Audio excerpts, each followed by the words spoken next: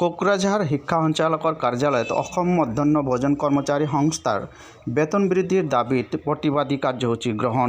বুধবাৰ দিনা ৰাতিপুৱা 10 বজাৰ পৰা 3 ঘণ্টীয়া কাৰ্যসূচীৰে সদৌ অসম মধ্যাহ্ন ভোজন কৰ্মচাৰী সংস্থাৰ জিলা সমিতিৰ কাৰ্যকৰ্তাসকলে বেতন বৃদ্ধিৰ লগতে 6 দফীয়া দাবীক লৈ কোকৰাঝাৰ শিক্ষা সঞ্চালকৰ কাৰ্যালয়ৰ সন্মুখত ধৰ্ণা ও প্ৰতিবাদী কাৰ্যসূচী গ্ৰহণ কৰে তথা শিক্ষা সঞ্চালকৰ জৰিয়তে মুখ্যমন্ত্ৰীক স্মাৰক পত্ৰ প্ৰদান কৰে বুলি সংস্থাৰ সম্পাদিকা ভাৰতী ৰায়ে জানিবলৈ দিয়ে।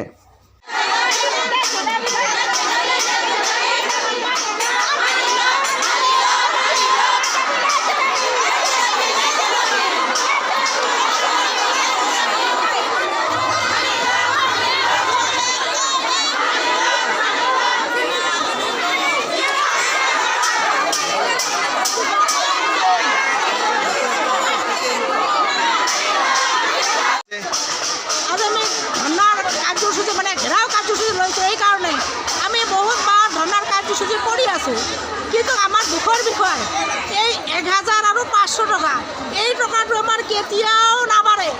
চৰকাৰে আমাক মুখ তুলিয়ে নিদেখে। আমি কিমানবাৰ ধৰ্ণাৰ কাৰ্যসূচী কৰি আছোঁ, ছাৰক অনুৰোধ কৰি আছোঁ, আমাৰ কথা নুশুনে। ওই 500 কিমান সময় 1 বছৰ 6 মাস তাৰপিছতহে এৰি দিয়ে আৰু 1000 টকাটো 3-4 মাসৰ পিছতহে এৰি দিয়ে। কিমান বকেয়া পইচা আমাৰ পৰি আছে। এই যে আমাৰ 1000 আৰু 500 টকাটো এতিয়া বহুত ৰান্ধনীয়ে পোৱা নাই, বহুত ৰান্ধনী পোৱা নাই। আমাৰ বিৰাট দুখ। আজি আমি ধৰ্ণাৰ কাৰ্যসূচী হাতত লৈছোঁ। অন্য জিলাত টকা বাঢ়িছে। প্ৰস্তুতিকালীন 6 মাসকালীন তেওঁলোকক ছুটি দিছে, মানে তেওঁলোকক এটা বছৰত 1000 টকা দিছে কাপোৰ কানিৰ কাৰণে, আৰু তেওঁলোকৰ এই যে আমাৰ মাননিখিনিও বঢ়াই দিছে আৰু এটা পেঞ্চনো দিছে। আমাক একো দিয়া নাই। এই 1500 টকা এই আজিও চলি আছে। এই মনৰ দুখত আজি আমি এই কাৰ্যসূচী হাতত লৈছোঁ, যাতে আমাৰ এই কাৰ্যসূচীত চৰকাৰে অলপ মুখ তুলি চায়। এইকাৰণে আমি এই কাৰ্যসূচী লৈছোঁ আৰু এই কাৰ্যসূচীত আমাৰ কোনো কাম ছাকচেছ নহয়। ইয়াত কঠোৰকৈ আন্দোলন কৰিম। বেতন বৃদ্ধি মূল 10,000 টকা আমি মাননি লৈছোঁ। আমাক হাজিৰা 300 টকা দিব লাগে, মিনিমাম 300 টকা। 300 টকা হ'লে আমি আৰু একো নকওঁ।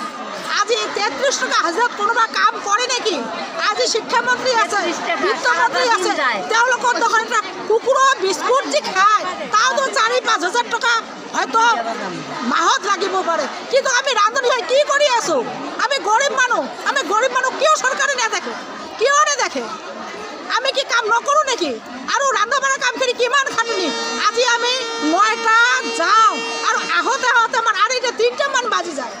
400, 500, 300, 150 এনেকুৱা ল'ৰা ছোৱালী থাকে, তাক আমি ৰান্ধি খুৱাওঁ আৰু শিক্ষকে আৰু কিমানবোৰ কাম আমাক মানে কৰি কয়, সেই কামখিনি আমি কৰোঁ।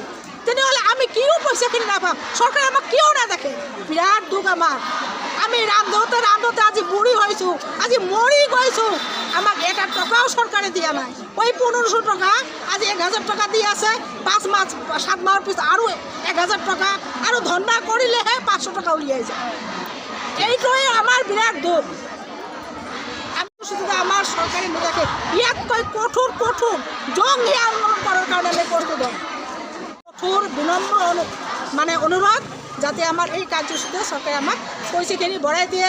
এটা যাতে আমাক অৱসৰকালীন প্ৰাপ্য আমাক 3 লাখ টকা হাতত দিয়ে, আৰু যিবিলাক ৰান্ধনী কাম হেৰুৱাইছে এইবিলাক ৰান্ধনীকো যাতে 3 লাখ টকা দিয়ে, আৰু আমি যেতিয়া ৰান্ধি থাকোঁতে কিবা আঘাতগ্ৰস্ত হ'ম তেতিয়া যাতে আমাক চিকিৎসাৰ বাবদ পইচাখিনি দিয়ে। এইখিনি আমাৰ কথা।